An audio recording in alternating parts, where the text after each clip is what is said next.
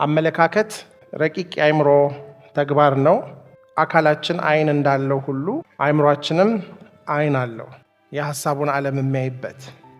ወደዚህ ስንመጣ በዛ አይናችን እያየን የመጣ ነው።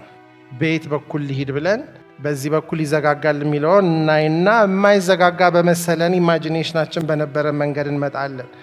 ግን ይሄ የሐሳብ አይን ደግሞ መስኮትና መነጽር አለው። እሱ ካጨለመበት ኢማጂኔሽን ምንድን እንደሚያየው የጨለመ ነገር ነው። ቀናውን ማየት አይሆንለትም ማለት ነው።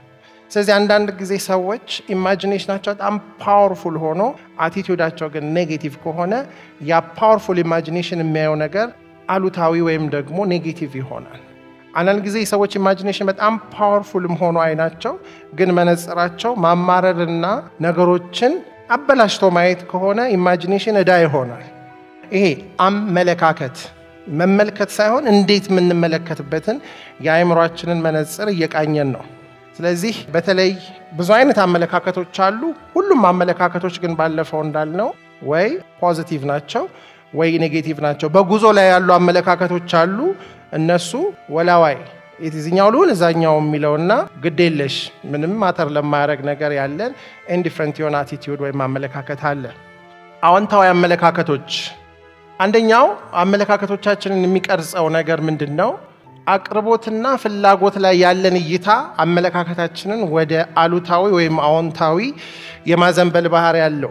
ሰዎች በእጦት አስተሳሰብ ውስጥ ሆነው ቀና አመለካከት ወይም ደግሞ አዎንታዊ አመለካከት ሊኖራቸው አይችልም። ሁላችንም ያለው ከሚፈለገው ያንሳል ወይም ይበልጣል ብለን ነው የምናምነው። አመለካከታችንን ከሚቃኙ ነገሮች አንዱ ይሄ ነው። የትም ቦታ ስትሄዱ፣ ቢዝነስ ላይ ብትሄዱ፣ ትዳር ላይ ብትሄዱ፣ ወላጅነት ያለው ይበልጣል የሚፈለገው። ዛሬ የምናየው ላይ በጣም እናየዋለን ይሄንን ነገር። ሌላው ነገር ሁል ጊዜ አመለካከታችን የሚወስነው ኤኒ ዲል፣ ኤኒ ሪሌሽንሺፕ፣ ኤኒ ቢዝነስ የምናደርገው ነገር ሁሉ ግማሹን እኔ ነኝ ብለን ካላሰብን በስተቀር ኃላፊነትም ለመውሰድ ይሁን አቅም ያለን እንደሆነ ለማሰብ ይከብደናል። ምን ማለት ነው እሱ? አሁን እኔ ከአንድ ሰው ጋር የሆነ ነገር በማድረግ 80% እሷ ነች 20% እኔ ነኝ ካልኩኝ አመለካከቴ ሌላ ነው።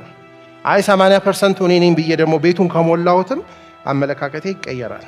ግን ቀና አመለካከት ብዙ ጊዜ ኃላፊነትንም አቅምንም ለመውሰድ ምን ይላል? ግማሹ እኔ ነኝ፣ ለዚህ ለማረገው ትራንዛክሽን ዲል እኔ ነኝ ብሎ ማሰብ ነው።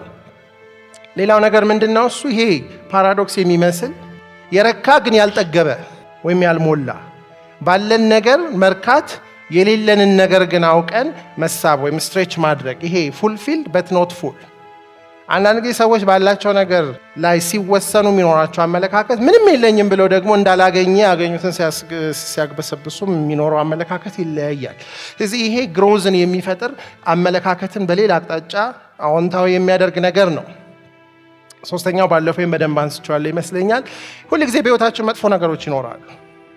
ሎስ ይኖራል፣ ጥል ይኖራል፣ ብዙ አይነት ነገሮች ሲኖሩ ያንን ነገር ከስር ከስሩ የማያወጡ ሰዎች በመጥፎ ነገር ህይወታቸው እየተሞላ በሚመጣበት ጊዜ አመለካከት ላይ ሪፍሌክት ማድረግ ይጀምራል። ስለዚህ we have to always let go the bad።